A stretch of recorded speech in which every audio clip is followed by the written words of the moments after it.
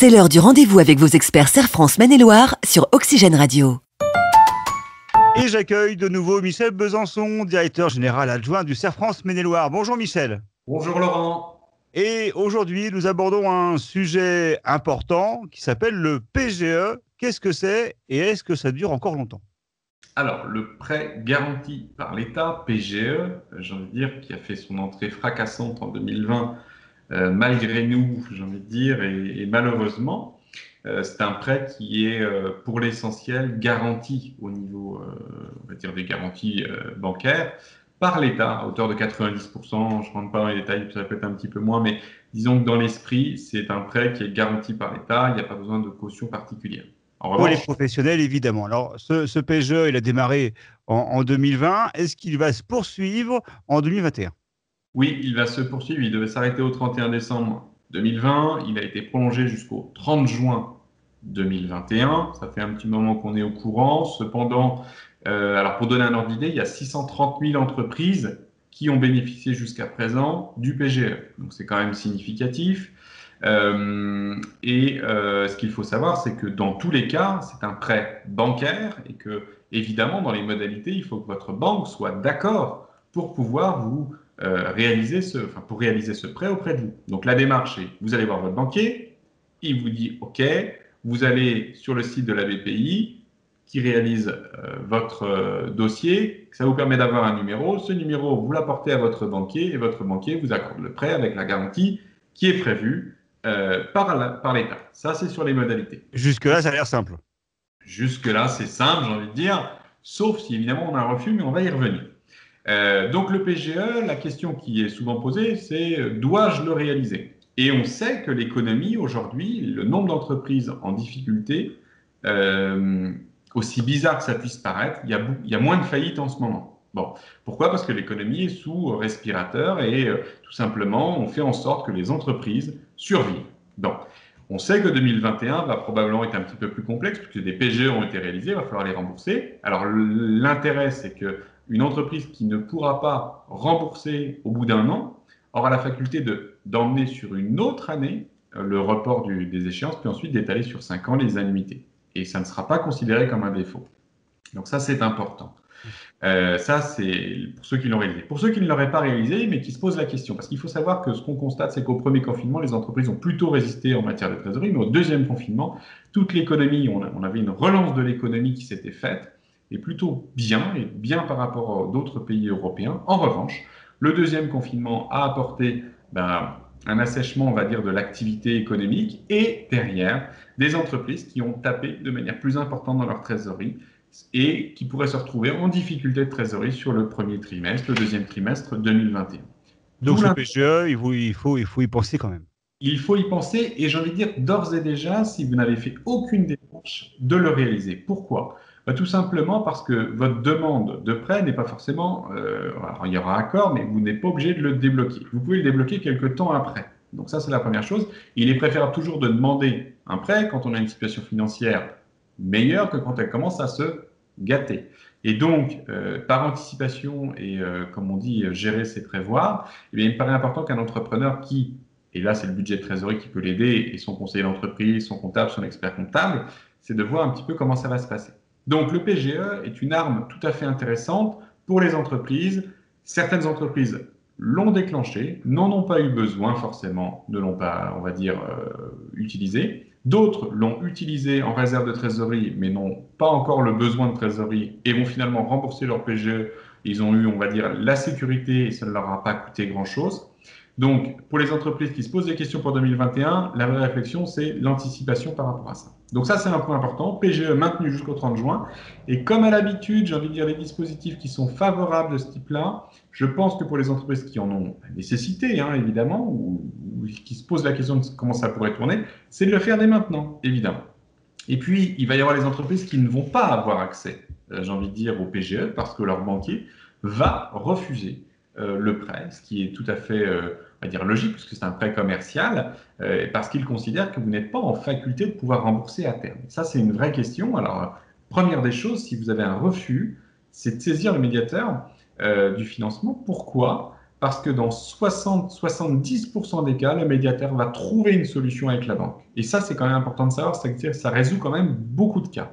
Donc, le médiateur est important. Et la deuxième chose, si vous avez vraiment un refus, eh bien, vous avez le prêt participatif. Ce prêt participatif, c'est le financement qui couvre les besoins des investissements et des fonds de roulement. Donc, le taux est à 3,5. Certes, ce n'est pas un taux tout à fait intéressant par rapport au marché, mais c'est un taux fixé à 3,5 et le montant est jusqu'à 100 000 euros. Bon, pour l'agriculture, c'est plutôt 30 ou 20 000 et toutes les entreprises, c'est 100 000 euros. La durée est de 7 ans. La première année, l'entreprise ne rembourse que les intérêts. Qui le propose, ce prêt? C'est l'État directement. D'accord. Voilà. Hein, donc, c'est l'État directement. Et là, effectivement, si vous avez un refus de PGE, vous êtes quelque part prioritaire, je m'entends, mais en tout cas, votre dossier est regardé avec précision. Hein, donc, ce sont des prêts participatifs exceptionnels de l'État qui est destiné aux TPE et aux PME en difficulté. Donc, ce dispositif-là est peut-être sous-connu, en tout cas, on n'en parle pas beaucoup dans les médias et ça me paraissait important de le relayer. Jusqu'à quand? Alors, de fin, le dispositif, je ne mets pas la date pour. Ce sera pour la prochaine fois. Voilà. Je vous aurais piégé une fois dans la journée, c'est bien. Voilà, ça sera fait. Alors, est-ce que l'on parle d'autres aides, notamment les aides régionales? Il y a quelque chose qui est important, c'est que dans chaque région, des dispositifs ont été mis en œuvre. Je ne peux pas rentrer dans le détail de chacune d'elles, mais ça me paraît important que tous les entrepreneurs sachent qu'il y a des dispositifs particuliers, notamment en Pays de Loire. Et la région a vraiment… Alors, si vous n'êtes jamais allé sur le site de la région, allez-y, là aussi, c'est très bien fait. Vous tapez ce que vous souhaitez en termes de besoins et vous aurez sûrement tous les dispositifs qui sont à votre disposition. Je vais faire un petit focus sur ce qui existe. Le fonds de résilience territoriale, ce sont des aides tout simplement de trésorerie à disposition des entreprises qui sont de 3 500 euros, 6 500 euros, 10 000 euros, 20 000 euros en fonction de votre chiffre d'affaires. Et donc, ça, c'est une aide à la trésorerie. Il y a les prêts de trésorerie qu'on appelle dans les prêts de trésorerie, il y a les prêts rebonds qui sont de 10 à 75 000 euros pour les entreprises soumises à restriction. Donc, la demande d'aide se fait aussi sur le site de la région. Il y a le prêt qu'on appelle Pays de Loire redéploiement, c'est entre 50 000 euros et 2 millions d'euros, donc sans garantie, et qui dure sur 10 ans, dont 4 ans en différé. Donc là, on est sur des entreprises spécifiques, notamment dans l'industrie, que les Pays de Loire souhaitent voir rester sur leur territoire et qui sont impactés par ce qui se passe en ce moment. Et puis, il y a les Pays de Loire rebond qui sont des entreprises aussi en difficulté, enfin un prêt. Voilà. Ils peuvent prendre des garanties bancaires si vous avez des blocages au niveau de vos banques pour les garanties. Et puis, ils peuvent venir en soutien de fonds propres aussi. Donc, la région a mis un panel de financement des entreprises important. Là encore, la région n'a pas des fonds indéfinis, donc ils ont des enveloppes.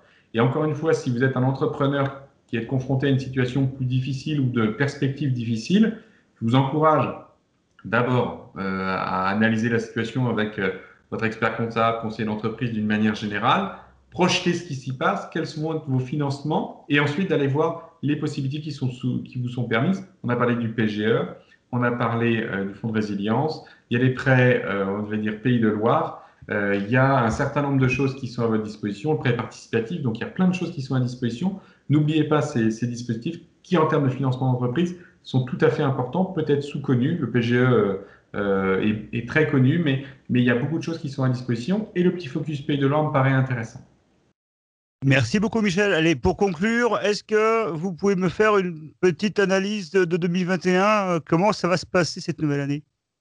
Alors, sur le plan économique des entreprises, il va y avoir de tout. Il y a des entreprises qui ont peu souffert de la crise, qui vont continuer à poursuivre, mais qui pourraient se voir touchées par leurs propres clients, problèmes de paiement ou autre. Tu enchaînes, ouais. Voilà. Ensuite, il y a des entreprises qui ont chuté, qui ont rebondi sur des nouveaux créneaux et qui sont en phase de développement d'activité, qui ont besoin de financer quelque part ces développements d'activité. Il y a des entreprises qui, dans cette crise, je vais prendre tout ce qui va concerner, on le sait, hein, tout ce qui est bricolage ou autre, eh bien, ont vu des croissances importantes sur l'année 2020. Donc, il y a un petit peu de tout. Et puis, il y a quand même beaucoup d'entreprises qui sont soutenues. On sait que toute l'hôtellerie, café, restaurant est à la fois lourdement impactée et soutenue. Alors, à l'intérieur, il y a des entreprises qui vont évidemment s'en sortir et d'autres pour lesquelles ça va être beaucoup plus difficile. Donc 2021, ça va être encore une fois, j'ai envie de dire, le conseil de masse n'existera pas. Chacun des entrepreneurs devra prendre sa situation individuelle et dire ça va mal ou j'entends souvent ça va être des faillites massives, des licenciements et des choses comme ça. Oui, il va y avoir ce genre de situation, mais il y a aussi beaucoup d'endroits où ça embauche. Je vais prendre mon secteur. J'ai embauché sur 2020 55 personnes sur une entreprise qui compose 250 salariés. C'est pour vous dire quand même que l'activité est soutenue. Il y a plein d'entreprises pour lesquelles l'activité est soutenue. Et puis effectivement, il y a des entreprises où ça va être un petit peu plus difficile, mais les dispositifs sont quand même plutôt bien calibrés pour pouvoir accompagner les entreprises. Donc oui, situation compliquée sur le plan économique. La relance ne va pas se faire au même niveau que espéré, puisque le deuxième confinement et peut-être la projection d'un troisième laisse à penser que ça va pas revenir du jour au lendemain. En revanche, pas de manière gravissime, je pense. Et puis, ça va s'étaler par contre sur plusieurs années pour arriver à retrouver une économie, on va dire, une densité économique qu'on pouvait imaginer. Puis on peut imaginer aussi tout un verdissement de toute notre politique économique dont on serait tous, je pense, impactés positivement et ce qui peut être une bonne chose. Donc, si je note bien, si on veut se former en 2021, il faut faire comptable. Alors, oui, parce que le métier de comptable n'a pas une grosse renommée, non pas qu'il ne soit pas intéressant, mais il a peut-être une image un peu vieillotte. Je vous inviterais bien à faire un reportage un jour de ce que c'est que d'être comptable, conseiller, gestionnaire de paye dans nos bureaux. C'est au quotidien conseiller les entrepreneurs, c'est au quotidien du relationnel, c'est au quotidien de la technique. C'est pas des chiffres, parce qu'aujourd'hui, les ordinateurs le font bien mieux que nous. Nous, on est en relation privilégiée de conseil avec nos clients, et c'est là où nous attendent nos clients, c'est tant sur l'expertise que sur la proximité et le conseil qu'on peut leur apporter, qui correspondent à ce qu'ils souhaitent. Alors, c'est promis, on viendra faire une petite immersion au beau temps. Avec plaisir. Merci beaucoup, Michel, et puis à très bientôt pour un nouveau rendez-vous avec Serre France Maine-et-Loire. D'ici là, bonne journée. Bonne journée, au revoir Laurent. C'est l'heure du rendez-vous avec vos experts Serre France Maine-et-Loire sur Oxygène Radio.